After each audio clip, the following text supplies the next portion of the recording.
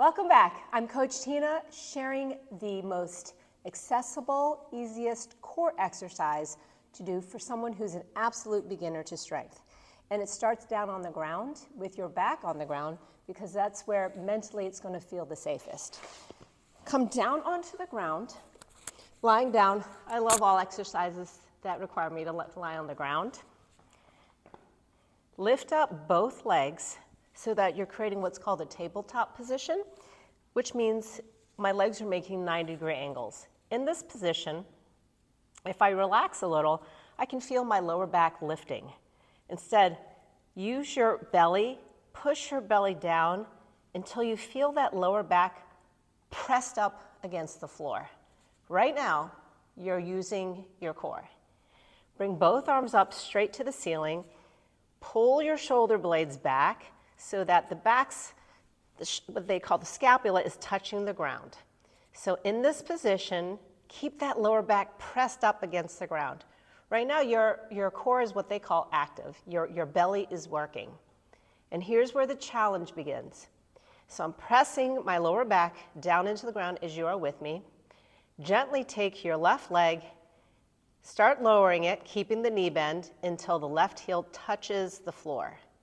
In this position, my belly wants to rise and my back wants to come up, but I'm going to keep pressing that belly down. Bring the leg back, lower the other heel. In this movement, I'm working the hardest, keeping my belly pressed down, or you can think your belly scrunching together, or that your rib cage and hip bones are reaching toward each other to keep that lower back pressed. And you will alternate touching the heels.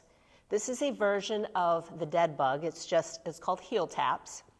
And for anyone who's new to strength training, where even a plank feels rather inaccessible, this is your best bet to get your core working, to learn how to engage your core. This is what it means. It means I'm tightening up the core. It's another way of how fitness people call engaging your core, as I tap each foot down.